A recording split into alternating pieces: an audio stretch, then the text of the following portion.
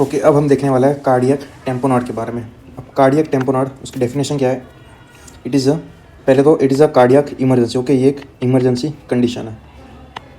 It is a cardiac emergency. और इसकी definition, it is accumulation of access fluid with in the pericardial space. Okay, ये हमारा heart है। ये heart की कवरिंग क्या होती है? पेरिकार्डियम। पेरिकार्डियम के भी 2 लेयर्स होते हैं, विसरल एंड पराइटल। उन दोनों के बीच में जो स्पेस होती है, देयर इज पेरिकार्डियल स्पेस। यहाँ पे अगर एक्सेस फ्लूइड एक्यूमुलेशन हुआ, it will cause cardiac tamponade. Okay, accumulation of excess fluid within the pericardial space resulting in impaired cardiac filling, reduction in stroke volume and epicardial coronary artery compression which results in myocardial ischemia. तो access fluid accumulation हुआ तो इसकी वजह से क्या होगा? जो cardiac filling होती है वो इम्पेयर्ड होगी। Cardiac filling will be impaired, stroke volume will be reduced, जो कोरोनरी सर्कुलेशन होता है वो कंप्रेस होगा, तो ultimately it will lead to myocardial ischemia. तो ये उसकी डेफिनेशन है। Cardiac tamponade is a life threatening complication caused by excessive fluid accumulation in the pericardium और compression of all the cardiac chambers due to excessive accumulation of pericardial fluid leading to compromised cardiac output. ये उसकी definition. Introduction, pericardial sac मैंने पहले बता दिया। Parietal layer, visceral layer, उन दोनों के बीच में पेरिकार्डियल स्पेस और पेरिकार्डियल सैक जहाँ पे फ्लूइड एक्यूमुलेशन होता है। नॉर्मली जो पेरिकार्डियल सैक होता है उसमें 20 to 50 ml पेरिकार्डियल फ्लूइड होता है, लेकिन अगर उससे ज़्यादा हो गया तो it will cause cardiac tamponade. उसकी इटियोपैथोफिजियोलॉजी है, इटियोलॉजी। ये होता है mostly due to pericardium infection या pericarditis. It can be viral infection, bacterial और फंगल इन्फेक्शन। पेरिकार्डियाइटिस मतलब इन्फेक्शन ऑफ द पेरिकार्डियम, उसकी वजह से होगा pericardial effusion which will cause cardiac tamponade. दूसरा मोस्ट कॉमन कॉज हुआ है ट्रॉमा, कोई भी स्टैब इंजरी हो गई या फिर कोई सर्जिकल प्रोसीजर या कोई एक्सीडेंट, उसकी वजह से एबनॉर्मल ब्लड, पस और फ्लूइड कलेक्ट होगा इन द पेरिकार्डियल स्पेस। फिर है surgery, another invasive cardiac diagnosis and therapeutic procedure. फिर लास्ट में एमआई, पोस्ट एमआई ये भी हो सकता है कार्डियक टेम्पोनॉड। अब the rate of pericardial fluid accumulation वो भी एक इम्पोर्टेंट होता है। सपोज अगर पेरिकार्डियल फ्लूइड स्लोली एक्यूमुलेट हो रहा है तो इनिशियली वो सिम्टम्स प्रोड्यूस नहीं करेगा। सिम्टम्स जो वो बहुत ही लेट या आगे जाके प्रोड्यूस होंगे। लेकिन अगर रैपिड फ्लूइड एक्यूमुलेशन है कि if there is a rapid fluid accumulation तो उसकी वजह से जो क्लिनिकल फीचर्स है वो रैपिड होंगे ऑनसेट में, क्योंकि it will cause immediate cardiac compression. Immediate cardiac compression होगा which will lead to reduction in cardiac output, stroke volume, etc. तो ये भी बहुत इंपॉर्टेंट है, rate of pericardial fluid accumulation. उसके बाद ये pathophysiology, fluid with in the pericardium puts pressure on the heart. इसकी वजह से क्या होगा? ये प्रेशर प्रिवेंट करता है heart from expanding completely and filling capacity of the blood reduces. इसकी वजह से less blood leaves the heart, तो कार्डियक आउटपुट वो कम हो जाएगा। तो too little oxygen reaches the tissue, तो O2 सैचुरेशन वो भी कम हो जाएगा। इसकी वजह से ये सारे सिम्टम्स डेवलप होंगे। Faster heart beat, tachycardia, rapid fall in blood pressure, hypotension, increase in respiratory rate. Respiratory rate वो भी इंक्रीज हो जाएगी।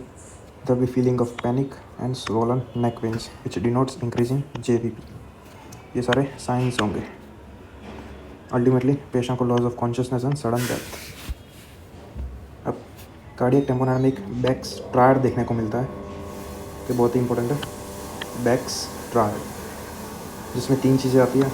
कौन कौन सी? Hypotension, JVP, increased JVP and diminished और मफल्ड हार्ट साउंड। 3 चीज़ें देखने को मिलती है। इसका निमोनिक है DDD। एक से डिक्रीज्ड ब्लड प्रेशर, हाइपोटेंशन। दूसरा है डिस्टेंट हार्ट साउंड्स या फिर डिमिनिश्ड हार्ट साउंड। तीसरा है distended neck veins which denotes increasing JVP। तो ये बैक्स ट्रायड हो गया। उसके बाद क्लिनिकल फीचर्स में other symptoms like tachycardia, narrow pulse pressure, तो पल्स प्रेशर क्या होता है, systolic blood pressure minus diastolic blood pressure. तो ये जो है वो नैरो हो जाएगा। नैरो क्यों होगा, नॉर्मली सिस्टोलिक ब्लड प्रेशर ज़्यादा होता है compare to diastolic blood pressure, लेकिन इसमें क्या होता है, कार्डियक टेम्पोरान में सिस्टोलिक ब्लड प्रेशर वो कम हो जाता है, तो ऑलमोस्ट इसके इक्विवेलेंट आ जाता है, तो पल्स प्रेशर वो है वो नैरो हो जाता है। दूसरा, कार्डियक टेम्पोरान में हमें पल्सेस पैराडॉक्स ये देखने को मिलता है। इसका मतलब क्या है, ऑन डीप इंस्पिरेशन या फिर on inspiration systolic blood pressure reduces to more than 20 mmHg। तो ये पल्सेस पैराडॉक्सेस ये देखने को मिलता है हमें कार्डियक टेम्पोरान। और भी बहुत सारे कंडीशन में देखने को मिलता है, लेकिन कार्डियक टेम्पोरान में भी देखने को मिलता है। तो जो सिस्टोलिक ब्लड प्रेशर की जो पैटर्न होगी वो कुछ इस तरीके की होगी। एक्सपिरेशन में इस तरीके की, जब पेशेंट इंस्पिरेशन करेगा तब वो कम हो जाएगी सिस्टोलिक ब्लड प्रेशर, फिर एक्सपिरेशन में वापस नॉर्मल। तो ये कुछ पल्सेस पैराडॉक्सेस इस तरीके का होता है। देन डिस्पनिया, रेस्पिरेशन में प्रॉब्लम आएगी, sinuses of lips and nails, restlessness and anxiety, muffled heart sound, decreased QRS voltage. तो मेन ये क्लिनिकल फीचर्स हो गए। इसमें फिजिकल फाइंडिंग्स दी हुई है। एलिवेटेड JVP वो 100% केसेस में देखने को मिलती है। Pulsus paradoxus 98%, and tachypnea, tachycardia, systolic blood pressure less than 100, decreased heart sound, pericardial rub and rapid falling blood pressure. तो ये सारे इंपॉर्टेंट फाइंडिंग्स हो गई।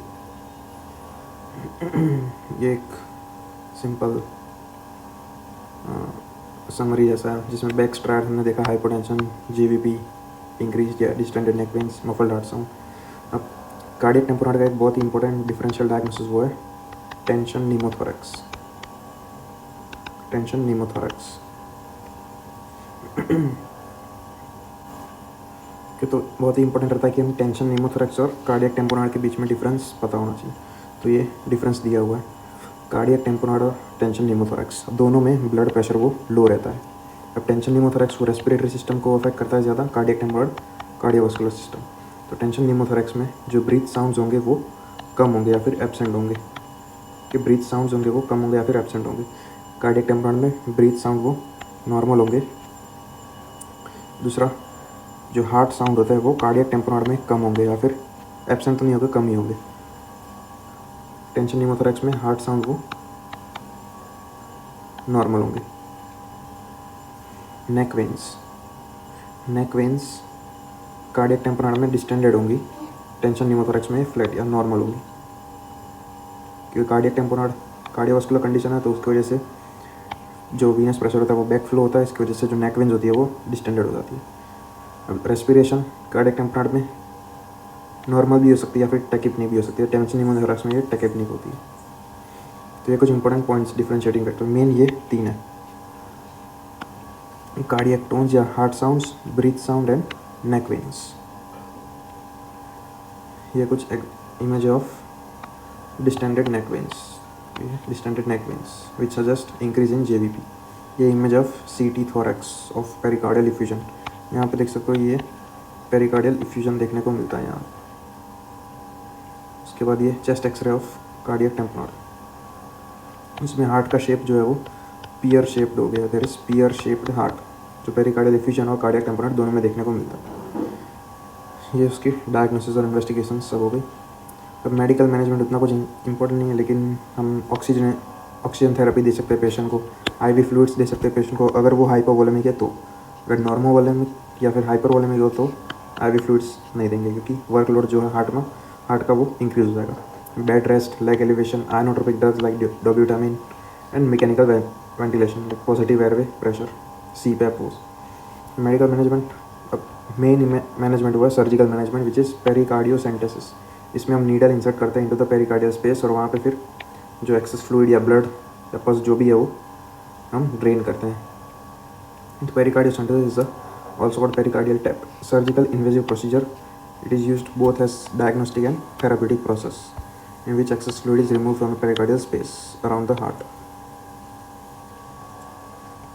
तो ये पेरिकार्डियोसेंटेसिस कुछ इस तरीके का होता है। नॉर्मली ये अल्ट्रासाउंड गाइडेड एस्पिरेशन होता है, या फिर हम ECG लीड्स कनेक्ट करके रखते हैं और उसके बाद according to changes in the lead हम डिटेक्ट करते हैं कि ये नीडल जो है वो कहाँ पे पहुँची है। लेकिन मोस्टली ये अल्ट्रासाउंड गाइडेड ही होता है।